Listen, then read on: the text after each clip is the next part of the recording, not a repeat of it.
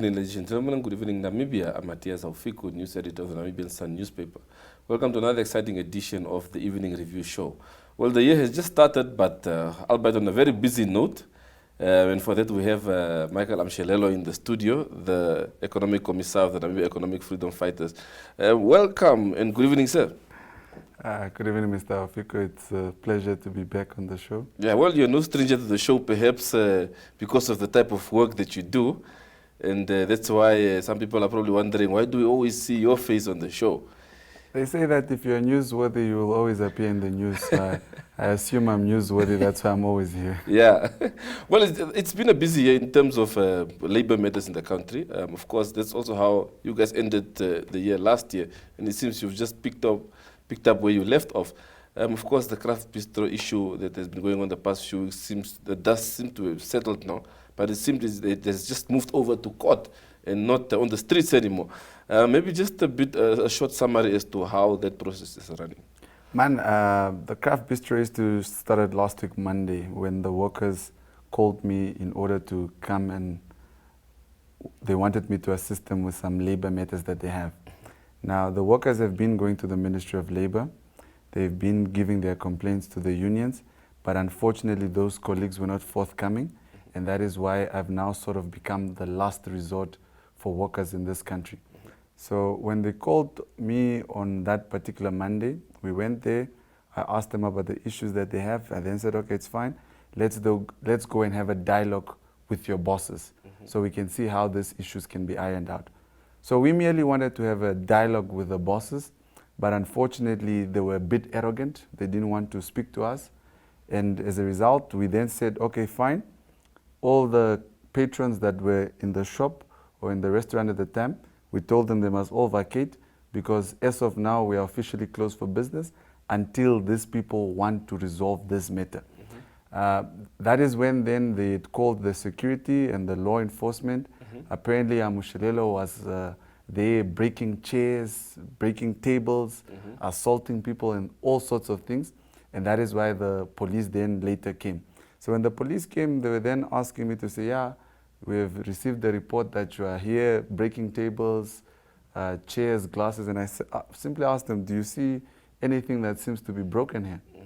And obviously they could see that there was nothing broken. And then immediately I realized, no, let me start taking footage because it now becomes a thing of this is what you said, this is what they said. So when I started recording, you'd remember the incident of the city police bikers when they got there. One of them was saying, no, we can't record them and all sorts of things. And then others were there saying it's their constitutional rights not to be recorded. And I was like, I'm just doing my work because my work needs to be transparent. I mean, there's what you call citizen journalism, where a citizen can be a journalist if they have a device in order to be able to broadcast news or anything that seems to be newsworthy. So that was what I was simply doing. NAMPOL eventually arrived later, and then I simply asked them to say, guys, this is a simple labor matter. These workers have not been paid. They have a few demands that they're asking for. So I do not see the necessity for all this manpower. So eventually they listened to logic and then they left. Yeah. So the owner then instructed his workers or his employees to say that they should return tomorrow, 7 o'clock, in order for their issue to be resolved and then dialogue. So the following day, on that particular Monday, they'd opened a case against me apparently for assault through threatening. So the police had called me that Monday noon in order for me to go to the police to go give my statement. So I informed them that unfortunately I'll only be able no, I think it was on the Tuesday that they'd called me. And then I informed them that I'll only be able to go to them on Wednesday. So Wednesday, early in the morning, I then went to the police station to go find out what these charges are that have been laid against me and to hear what exactly is it that I'm alleged to have done. So on that Wednesday, I was at the police office. I spoke to the investigating officer as well as the investigating officer's superiors. And I basically then asked them to say, okay, what is the case that has been opened? Has the witnesses been obtained? Have statements already been obtained? And to my shocking surprise, no investigation was done yet. So now I'm asking them to say, do things now work vice versa, where an accused person now needs to come and already in and start giving his side of the story, while you guys have not even done an investigation to see if there is a case even to start in the first place. So eventually I left the police station. Luckily, we now have some friends in the force as well. They already given me a tip-off to say that there's an imminent arrest warrant for you, apparently due to the fact that I'd called for the arrest of the IG, Joseph Shikongo, after the accident he had that claimed the 3 lives. So I eventually left the police station, went again back to the workers to see how we can resolve their issues. By the time I had gotten there, they had received 3 warnings. And the 4th warning was read in my presence. I did a recording of that where the owner literally had dismissed all his employees, and he said apparently they need to appear at the dismissal or something of that sort. Then immediately after he had read that dismissal letter, I tore it up, I threw it in his face and said, this you can maybe go use as toilet paper, but unfortunately you're not going to dismiss people as you wish and as you please. And that is when they went to go call the police came again. When the police officer came, I think it was 1 warrant, I can't remember. I then asked him to say, warrant, what is the matter? No, you are not supposed to be here. I'm saying, is there any eviction notice, or is there anything that I'm contravening that does not allow me to be here? Because as far as I'm concerned, I was not on their premises, but I was on the premises of Brawl Namibia, which owns the Craft Center. So I do not think I was violating anyone's space, because as far as I'm concerned, I have freedom of movement. I can be anywhere I want. I can associate with whoever I want to associate. And in this case, I wanted to associate it with those disenfranchised workers of the Craft Bistro. And that is when the police officer, I then just asked him a few questions. And when he could not answer me those few questions, because the problem with the Namibian police, I think maybe is those 6-month training that they receive. I don't think it's adequate enough. Police officers, I think, should at least get a minimum of 2 years training in order for them just to act like professionals. Because they were not acting as professionals at all. Okay. So we have a sort of a formalized structure as far as labor activism is concerned. You have your unions and so on. But it seems in recent years that space is being taken up by individuals and organizations like yourself. Where do you think is the gap in all this? Where's the shortcoming in this? The shortcoming, I'll explain it like this. Go now to Katitura Hospital. You have a doctor on duty and you have a nurse on duty. You are bleeding and you're about to bleed to death. The doctor does not want to assist you. The nurse doesn't want to assist you. But there's a cleaner that is looking at your situation, and the cleaner decides, because from years of looking how the doctors do the thing, takes a bandage and then starts to wrap you to save your life.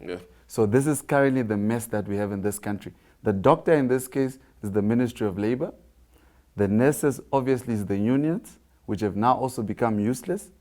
And they are obviously not doing the work that they're supposed to be doing. Because had those 2 institutions been doing what they're supposed to do, there would not be a need for a cleaner to do the job of a doctor. So what do you think changed over the years? I mean, these used to be very robust institutions in the past, especially the unions. What do you think changed over the years? We need to understand the relationship between the unions and the government, the current sitting government. Remember, most of these unions are affiliated to SWAPO, and they've basically formed a sort of alliance. And many of these union bosses, obviously, because some have political ambitions, they obviously want to become ministers or things of that sort. They are no longer as robust, and they no longer are taking issues of the workers seriously as they ought to. And I think sometimes there's an interest of conflict, because remember, government is your biggest employer. Most of the parastatals are owned by government. So obviously there's a conflict of interest in terms of the guys giving the employment and the guys obviously supposed to defending the rights of the workers. And that is where I think the issue is. And for as long as we Namibians do not realize that this symbiotic relationship between SWAPO and the unions is also part of the reason why workers' issues have become the way they are, or labor matters have become the way they are in this country. So are you then saying that the unions are perhaps afraid that in terms of them acquiring their bargaining unit status, that could be in jeopardy? Obviously, because I mean, most of those guys, let's say take an example of the guys who negotiated the 3%. The guy goes to State House We don't know what happened in State House. Okay, obviously at the time I was in prison, so I'm not quite sure preview of the details. But immediately after State House, he comes back smiling, announces at State House that the government has now reached a consensus to give workers 3%. So the unions are obviously sellouts. And what happened with Nevonga and others when they went to State House is a clear testimony to what we've been saying, that the unions have already been captured by the capitalists and the current government. So Namibians should not expect unions to come and solve their issues in terms of labor. And that is why we have now started a cleaning department to start cleaning up this mess that is in the labor offices that is not being done by the labor inspectors and the unions that we have in this country. Yeah. Of course, critics would also argue that you are fighting for the same cake as the unions, and people would expect you to argue the manner in which you are arguing. But here's the thing. If they are saying that I'm arguing for that particular cake, number one, we're not a union. I do not get paid by workers, or we do not get paid by workers to represent their issues. So in which manner are we now fighting for that cake that they're assuming that we want? Because we've never asked for a single cent from any worker when we go and represent them. We are doing it because we are genuinely concerned Namibians who are tired of seeing other fellow Namibians being oppressed in the name of bread and butter. Remember, these were the very same things that the SWAPO-led government went to war for. Remember, they went to go fight for what was the contract labor hire system, because they felt that if you're being employed, you should be directly employed by the company, your salary should come directly to you, and that is why they went and fought against those labor hiring systems, which they used to call Kaholo and others. Today, we still have labor hire companies. And guess what? Many of them are sitting on the boards of those companies. Many of their members also have created their own companies because they have realized that there is a massive loophole. If you look today, most of the guys who used to be former labor union bosses, today they are multimillionaires. Why? It's because they sold out the workers, the interest of the workers. Today, if a worker is dismissed from their work, those monthly contributions that they give to those unions, the union doesn't even come and say, here is 2 or 3 months worth of salary while you are trying to find a job or anything of that sort.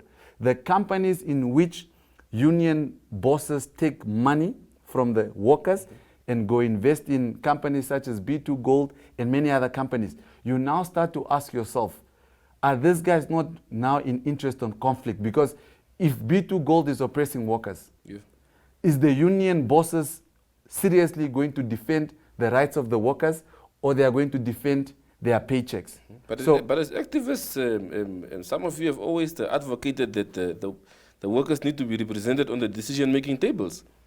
No, that we fully understand.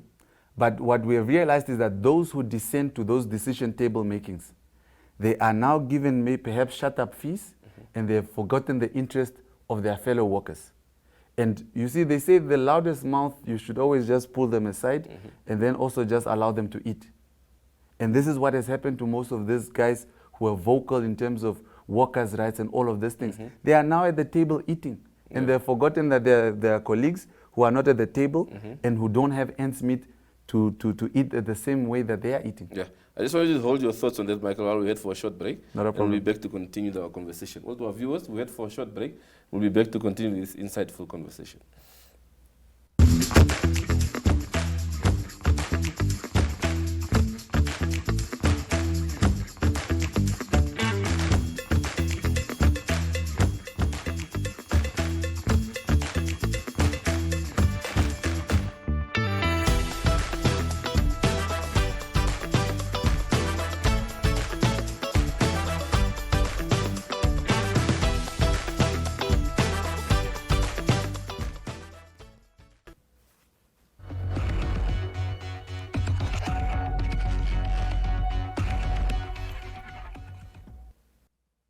Well, welcome back from that short break. Well, Michael, let's continue our conversation. You were touching on the issue of why it's important to send level-headed people to the decision-making tables to represent workers.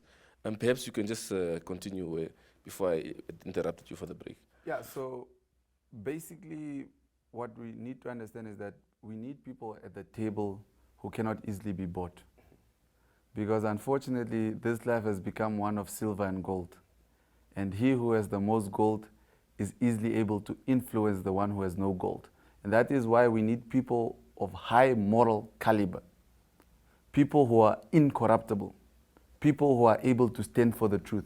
Because unfortunately, in our society today, we have very few of those people in our midst. And those we have, we must be able to treasure them because they are the only ones who are able to represent the true interest of the masses. Okay. Let's move back to the Craft Bistro issue. Perhaps just a side note on that issue. The issue of the immigration status of the general manager of that institution. Of course, the matter is in court now, but there was a bit of upheaval in the public to say, because there was notice given that she would be deported in 48 hours and so, but then she took the matter to court and so the process was halted. What did you make of that? Man, we need to understand, when laws are made, they are made to punish the poor, not the rich. Because the rich, fortunately for them, they are able to afford the best lawyers or the best legal minds who are then able to make use of the loopholes within the laws in order to be able to obviously make sure that people such as that lady are not deported. Now, we will also need to read our country's laws. I've read a bit of the Immigration Act of 1993, and you can clearly see that it was drafted in the interest of foreigners. Because remember, this country was first owned by foreigners. And 3 years later, obviously, we'd gotten our independence in 1990, and 3 years later, they drafted the immigration law. Now, remember, all our laws were being drafted with the influence of the Europeans, which was called the Western Contact 5 Group, mainly consisting of America, Britain, France. I've forgotten the others. So these guys obviously still want to protect the interest of Europeans. Now, this lady is obviously of European descent. She's a German. I understand she's been living in Namibia for quite some time. And that is part of the arguments that they have advanced in terms of why she's not supposed to be deported. But why there's a public outcry is because people have also come to a realization to say that if it was an Angolan immigrant, we would have not even given them 48 hours, we would have deported them with immediate effect. But what will stop them from going to court to fight for their status to stay here? The means. Though people, remember, when people come, especially our fellow Africans, when they come here, it's because their country is either war-torn, or there's famine, or there's economic sanctions, or there's one or other reason. People come here to seek economic refugee because our country is a bit more stable than most of the countries within the SADC region. So that is the precise reason why most of our people come. Now, when these people come, obviously most of them do not have papers. But what saddens me is that Namibia forgot that when we were fighting for our country's independence, we were also refugees in those people's countries. And now today, we are turning our backs on our fellow Africans who were aiding us to fight for our country's independence. And now that we have gotten independence and their countries are no longer in the same state that they would want them to be, we are now simply sending away our own people. So I sometimes wonder when African leaders speak about African unity, when we are deporting our own fellow black brothers for one or other reason, while we're just supposed to say, okay, what is your issue?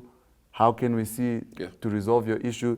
Let us give the person refugee status. Maybe they are seeking asylum or whatever the case is. But we don't go beyond that. We just immediately say, you must be deported. But for foreigners, we treat them differently because, number one, they have the means. And number two, we obviously do not want to anger countries such as Germany. Now, my sources are also telling me that the German ambassador apparently gave State House a phone call to say that, please remember we are busy with our green hydrogen, and if you guys do not want to mess up our green hydrogen, please treat our citizens with white gloves and not boxing gloves. So in your view, going forward, what is the best avenue to take in terms of closing the loopholes that you spoke of that exists in the Immigration Act and ensuring that the Act really accommodates everyone, whether rich or poor? So what we're going to need is now a new robust government. Because unfortunately, if you look at most of our laws over the last couple of years, many have not changed. Remember when the Chinatown incident happened, we were arrested based on a law from 1956. That was the law that got us arrested. Yeah. So it is evident that the current government does not want to change some of those laws because it benefits them when people such as myself want to obviously do demonstrations, do protests and things of that sort. And I do not think this current government is going to change any of those laws because it's obviously to their benefit. Now, we would most probably need a new government, a robust government, a government that is willing to make sure that there is true equality and that no one is above the law, as our Constitution rightfully says. Remember, our Constitution says that no one is above the law. But you can see that some people are being treated differently from others based on their status, based on their creed, maybe based on their religion, maybe based on their race. And our Constitution says that no one should be discriminated based on either of those things that I just mentioned right now. So I think what we need is a government that is serious, that is caring, and that will represent the aspirations of all Namibians, irregardless of their status in society. So what do you make of claims that you seem to have a habit of just going after businesses owned by non-Namibians? Some even say you mainly go for white businesses, while you also have workers who cry daily employed by businesses owned by black Namibians. Well, for that I'll say that there is no limitations to whoever can do the type of work that I do. You are more than willing to take up the type of work that I do. As you know, I'm only one person, so people cannot expect me to be everywhere all the time.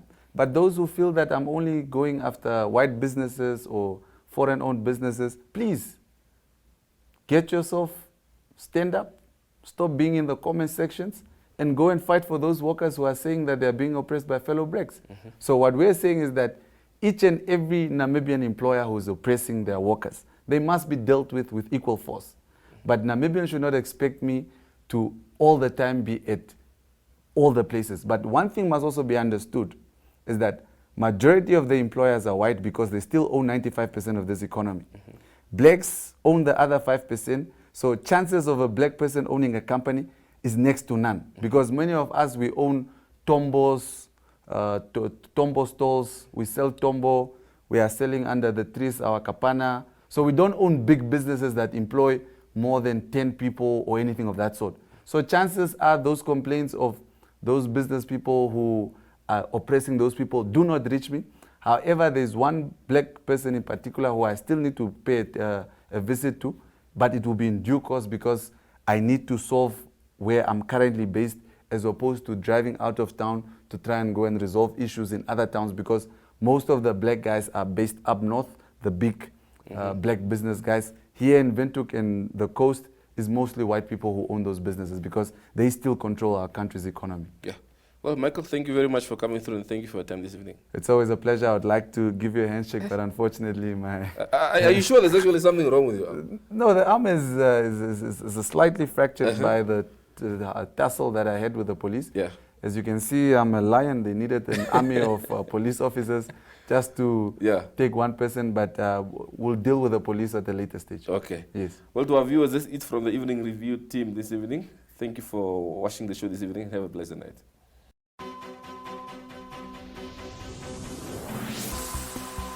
The Agenda is a weekly national affairs interview program hosted every Sunday by Namibian Sun editor Toivon Jabela, featuring a panel of high-profile newsmakers, analysts, and experts. The Agenda aims to reach high-end news consumers seeking informed understanding of national issues. This show is broadcasted on NTV, 1up2.com, and the Namibia Media Holdings Facebook platform. The Agenda focuses on interviews where we put the nation in the hot seat. Contact Agenda at synergy.com.na to get your product and service in the hot seat. The Agenda, focused on today's conversation.